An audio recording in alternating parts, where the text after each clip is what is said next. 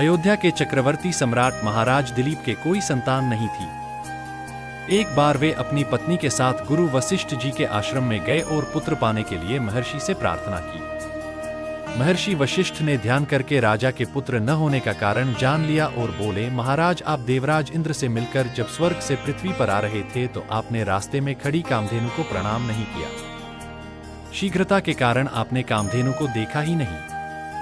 कामधेनु ने आपको शाप दे दिया है कि उनकी संतान की सेवा किए बिना आपको पुत्र नहीं होगा। महाराज दिलीप बोले, गुरुदेव, सभी गायें कामधेनु की संतान हैं। गो सेवा तो बड़े पुण्य का काम है। गायों की सेवा करूंगा। वशिष्ठ जी ने बताया, मेरे आश्रम में जो नंदनी नाम की गाय है वह कामधेनु की पुत्री है। आप उसी की सेवा करें। महाराज दिलीप सवेरे ही नंदनी के पीछे पीछे वन में गए। नंदनी जब खड़ी होती तो वे खड़े रहते, वह चलती तो उसके पीछे चलते, उसके बैठने पर ही बैठते और उसके जल पी लेने पर ही जल पीते। वे उसके शरीर पर एक मक्खी तक बैठने नहीं देते थे। संध्या के समय जब नंदनी आश्रम को लौटती तो महाराज उसके पीछे पीछे लौट आते। महारानी सुदक्षिणा उस गौ की सायंकाल और सुबह पूजा करती थी। रात को उसके पास दीपक जलाती थी और महाराज गौशाला में गाय के पास भूमि पर ही सोते थे। इस प्रकार 1 महीने तक महाराज दिलीप ने बड़े परिश्रम और सावधानी से नंदनी की सेवा की। जिस दिन महाराज को गौ सेवा करते 1 महीना पूरा हो गया। उस दिन वन में महाराज कुछ सुंदर पुष्पों को देखने लगे और इतने में नंदनी आगे चली गई। 2-4 क्षण में ही उस गाय की डकारने की बड़ी करुण ध्वनि सुनाई दी। महाराज जब दौड़कर वहां पहुंचे तो देखते हैं कि एक झरने के पास एक बड़ा भारी सिंह उस सुंदर गाय को दबाए बैठा है। सिंह को मारकर गाय को छुड़ाने के लिए महाराज ने धनुष चढ़ाया, किंतु तरकस से बाण निकालने चले तो दायां हाथ तरकस में ही चिपक गया। आश्चर्य में पड़े महाराज दिलीप से सिंह ने मनुष्य की भाषा में कहा, राजन, मैं कोई साधारण सिंह नहीं हूं। मैं भगवान शंकर का सेवक हूं। अब आप लौट जाइए।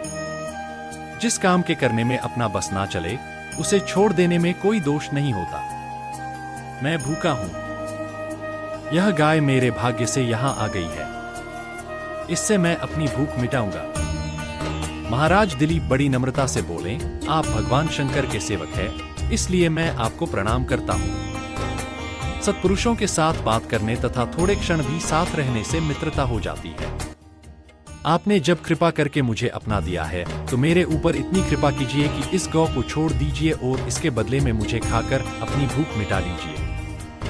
सिंह ने राजा को बहुत समझाया कि एक गाय के लिए चक्रवर्ती सम्राट को प्राण नहीं देना चाहिए। वे अपने गुरु को हजारों दान कर सकते हैं और जीवन में हजारों गायों का पालन तथा रक्षा भी कर सकते हैं, किंतु महाराज दिलीप अपनी बात पर दृढ़ बने रहे। एक शरणागत गौ महाराज के देखते देखते मारी जाए, इससे उसे बचाने में प्राण दे देना उन्हें स्वीकार था।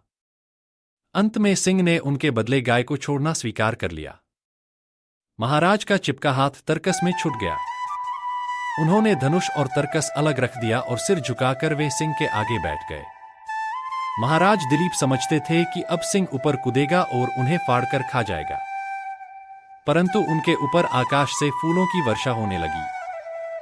नंदनी ने उन्हें मनुष्य की भाषा में कहा, महाराज, आप उठिए। यहां कोई सिंह नहीं है, यह तो मैंने आपकी परीक्षा लेने के लिए माया दिखाई है। अब आप पत्ते के दोने में डूबकर मेरा दूध पी लीजिए। आपके गुणवान तथा प्रतापी पुत्र होगा। महाराज उठे। उन्होंने उस कामधेनु गौ को प्रणाम किया और हाथ जोड़कर बोले, माता, आपके दूध पर पहले आपके बछड़े का अधिकार है, उसके बाद बचा हुआ दूध गुरुदेव का है। आश्रम लौटने पर गुरुदेव की आज्ञा से ही मैं थोड़ा सा ले सकता हूं। महाराज की गुरु भक्ति तथा धर्म प्रेम से नंदनी और भी प्रसन्न हुई। शाम को आश्रम लौटने पर महर्षि वशिष्ठ की आज्ञा से महाराज ने नंदनी का थोड़ा सा दूध पिया।